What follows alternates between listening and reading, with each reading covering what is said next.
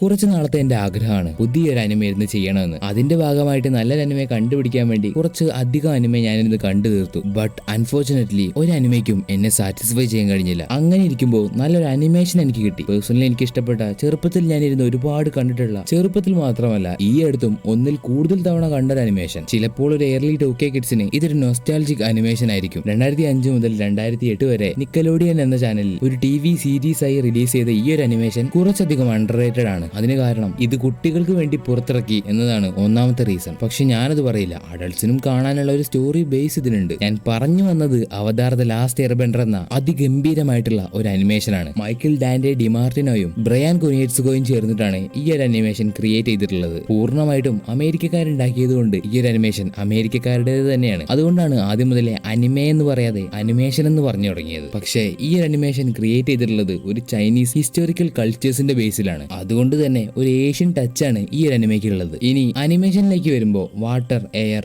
Earth, fire ഈ 4 എലമെന്റ്സിനെയും control ചെയ്യാൻ കഴിയുന്ന മനുഷ്യന്മാർക്ക് ഓരോരോ ട്രൈബ്സ് ഉണ്ട്. പക്ഷേ ഇതിലേതെങ്കിലും 4 എലമെന്റ്സിൽ ഒരു എലമെന്റ് മാത്രമേ ഒരു മനുഷ്യനെ കൺട്രോൾ ചെയ്യാൻ അല്ലെങ്കിൽ മാസ്റ്റർ ചെയ്യാൻ പറ്റുകയുള്ളൂ. സോ ഇതുപോലെയുള്ള ട്രൈബ്സിന്റെ അകത്ത് ഒരു ട്രൈബിന് മാത്രം ബാക്കിയുള്ള ട്രൈബിനെ അടക്കി ഭരിക്കാനുള്ള ഒരു ആഗ്രഹം വരുന്നു. ഈ ഒരു കാര്യം സ്വാഭാവികമാണ്. അതുകൊണ്ടാണ് ഇവരെയൊക്കെ ഒന്ന് അടക്കി നിർത്താൻ അല്ലെങ്കിൽ പീസ് ബാലൻസ് ചെയ്ത് കൊണ്ടുപോകാൻ അവതാർ എന്ന് പറയുന്ന ഒരാളുള്ളത്. അവതാറിന് മാത്രമേ ഈ 4 എലമെന്റിനെയും കൺട്രോൾ ചെയ്യാൻ പറ്റുകയുള്ളൂ. ഇങ്ങനെയുള്ള ഒരു അവതാർ ഒരു സിസ്റ്റം പ്രകാരം അല്ലെങ്കിൽ ഒരു സൈക്കിൾ അനുസരിച്ചാണ് മുന്നോട്ടേക്ക് പോകുന്നത്. ആദ്യത്തെ അവതാറിന്റെ കാലശേഷം മറ്റൊരു അവതാർ ജനിക്കുന്നത് വ്യത്യസ്ത ട്രൈബുകളിലായിരിക്കും. ഉദാഹരണത്തിന് ഫയർ ട്രൈബ് കഴിഞ്ഞാൽ പിന്നെ എയർ ട്രൈബ്, അതിനുശേഷം വാട്ടർ, അതിനുശേഷം എർത്ത്. ഇങ്ങനെ ട്രൈബുകൾ കൈമാറിയാണ് അവതാറിന്റെ ഒരു സിസ്റ്റം പോകുന്നത്. അങ്ങനെ ഇരിക്കുമ്പോൾ പെട്ടെന്നൊരു ദിവസം പുനർജനിച്ച അവതാറിനെ കാണാതായി. അവതാർ പോയതോടെ ലോകത്തിന്റെ ബാലൻസും പീസും എല്ലാം നഷ്ടപ്പെട്ടു. 100 വർഷങ്ങൾക്ക് ശേഷം മീൻ പിടിക്കാൻ പോയ വാട്ടർ ട്രൈബിലെ ഒരു സഹോദരനും സഹോദരിക്കും കാണാതായ അവതാറിനെ കണ്ടുകിട്ടി. പിന്നീട് ലോകത്ത് സംഭവിച്ച ഇംബാലൻസിനെ അവതാർ എങ്ങനെ കറക്റ്റ് ചെയ്യും എന്നുള്ളതൊക്കെ കാണിച്ചു തന്ന ഒരു ഫാന്റസി,